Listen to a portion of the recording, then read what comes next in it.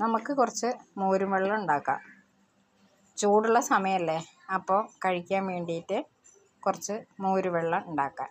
അതിലേക്ക് ചേർത്ത ഇൻഗ്രീഡിയൻസ് ആണ് ഇഞ്ചി, വെളുത്തുള്ളി, പച്ചമുളക്.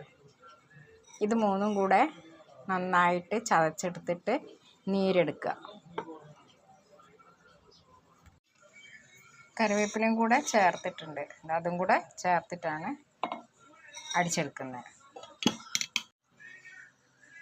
മോര് അതിലേക്ക് ഒഴിക്കുകയാണ്. പാത്രത്തിലേക്ക് മോരൊഴിക്കുക. കുറച്ച് അധികം വെള്ളം കൂടെ ഒഴിക്കുക.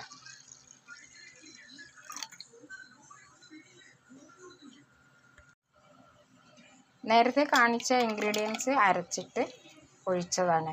ഇതിന് വേണമെങ്കിലൊന്ന് ഈ ചണ്ടി വേണമെങ്കിലൊന്ന് അരിച്ചിട്ട് അതിലേക്ക് ഒഴിക്കുകയും ചെയ്യും കേട്ടോ. ഇത് ഞാൻ അരച്ചിട്ട് ഇങ്ങനെ ഒഴിച്ചതാണ് എല്ലാം കൂടെ.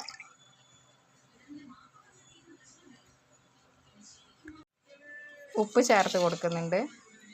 ഉപ്പ് ആവശ്യത്തിനനുസരിച്ച് ചേർത്താൽ മതി. നല്ല ടേസ്റ്റി ആയിട്ടുള്ള മോരും വെള്ളം നമുക്കിവിടെ റെഡിയായി. Thank you.